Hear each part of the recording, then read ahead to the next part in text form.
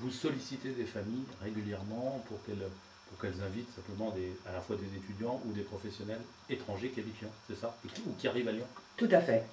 Euh, D'abord, on adhère à Lyon International euh, pour s'engager dans l'échange et dans la convivialité, puisque c'est notre mission principale qu'on poursuit depuis 30 ans.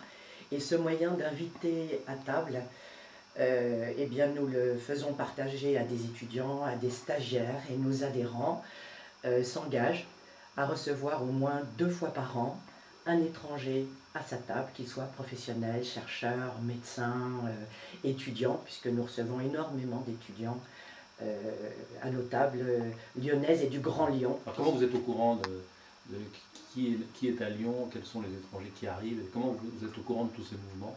C'est à force par le réseau? Alors le réseau, ce sont nos partenaires, c'est-à-dire les écoles, les grandes écoles, les écoles de langue, les universités, les entreprises avec lesquelles nous avons créé des liens. Et nous sommes informés par les directions de ressources humaines, par les responsables d'université, sur l'arrivée des promotions. Et nous allons présenter l'association et les gens sollicitent une invitation. Nous sommes, vous le disiez tout à l'heure, à 1000 accueils par an. On va dire tous les pays du monde, plus de 100 nationalités sont invitées aux tables des familles du Grand Lyon. Oui, nous avons accueilli à peu près 350 Asiatiques, de la même façon 350 Américains du Nord, et puis beaucoup d'Européens, bien évidemment, des Taïwanais, des Chinois, et c'est toute la richesse justement de ces soirs à table, c'est faire perdurer ces liens qui ont été créés, donc suivant les affinités des uns et des autres à table, eh bien on échange un email, un numéro de téléphone, et nos familles souvent réinvitent. Hein. Quand je dis 1000 accueils par an, c'est 1000 premiers accueils, puisque derrière il y a des week-ends qu'on partage, on se recontacte, ça c'est merveilleux.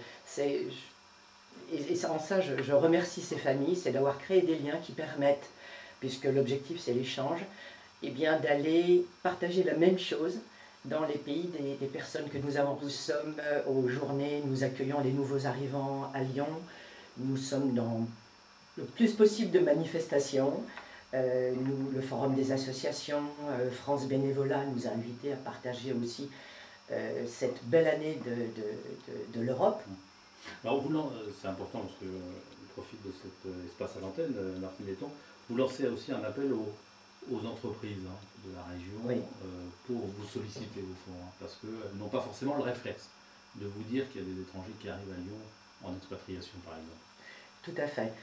Alors si je peux, et j'ai le plaisir de lancer cet appel aux directions de ressources humaines, aux responsables d'entreprises étrangères qui sont sur Lyon et françaises qui travaillent avec l'export, sachez que Lyon International est prêt et tout à fait disposé, nos familles le souhaitent, à accueillir des étrangers qui arrivent pour des raisons professionnelles dans ces entreprises. Nous serons heureux de les inviter à nos tables. Nous sommes 350 familles aujourd'hui ouvertes sur l'international. On va dire que le succès de l'association appelle de nouvelles adhésions, c'est évident, pour qu'on puisse faire face à ces diverses demandes, bien sûr. C'est difficile quand même, les gens... Ah, moi je trouve qu'on a de... Ça a été peut-être difficile, mais aujourd'hui, plus maintenant. Je pense qu'il y a beaucoup de demandes et on est prêt à accueillir ces familles, bien sûr. Voilà, en tout cas, depuis 30 ans, vous nous montrez que Lyon, contrairement parfois aux idées reçues, est une ville qui accueille, pas une ville froide, c'est une ville qui aime bien la convivialité. Et ça, c'est important de le dire, parce que souvent, les gens ont cette image de Lyon. Merci Martine Letton, Lyon International, sur le site internet, bien sûr.